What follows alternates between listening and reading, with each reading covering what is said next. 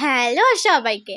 আজকে না আলু দিয়ে এক রকমের পকোড়া বানাবো। আর এটা না আমি ফেসবুক থেকে দেখেছি, প্রথম ট্রাই করব, জানি না কেমন খেতে হবে। আমি আলুগুলো ছাড়িয়ে নিয়ে তারপর আলুগুলো ভালো করে ঘষে নিয়েছি। এরপরে আমি জল দিয়ে ভালো করে চটকে চটকে ৩-৪ বার ধুয়ে নেব।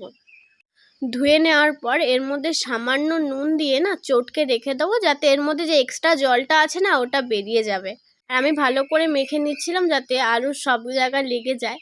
আর এই যে ঢাকা দিয়ে আমি খানিকক্ষণ রেখে দিয়েছিলাম, আর দেখো কতটা জল বেরিয়েছে। আর আমি তারপরে এই জলগুলো চিপে এক জায়গায় নিয়ে আমি এদিকে কয়েকটা কোয়া রসুন ঘষে নিয়েছিলাম আর কাঁচা লঙ্কা কুচিয়ে নিয়েছিলাম। কাঁচা লঙ্কাটা থেতো করে দিলেই না একটু ভালো হয়। এরপরে আমি হলুদ গুঁড়ো, লঙ্কার গুঁড়ো, কালো জিরে আর কর্নফ্লাওয়ার থাকলে ভালো হয়। আমার কাছে কর্নফ্লাওয়ার ছিল না বলে আমি ময়দা দিয়ে মেখে নিয়েছিলাম। আর আমি না সামান্য চিনি দিয়েছিলাম, সেটা দেখাতে ভুলে গেছি। তারপরে এরকম গোল গোল করে নিতে হবে। আর এই যে আমাদের গোল গোল কমপ্লিট হয়ে গেছে। এরপরে তেলে আমি ভেজে নিচ্ছিলাম। আর এটা খেতে না মোটামুটি লেগেছে, হয়তো আমি ভালো করে করতে পারিনি। আমার কাছে কটা উপকরণ ছিল না, যে কটা ছিল সে কটা দিয়েই করেছিলাম। খেতে মোটামুটি লেগেছিল, অতটাও ভালো লাগেনি, আবার খুব একটা খারাপও লাগেনি।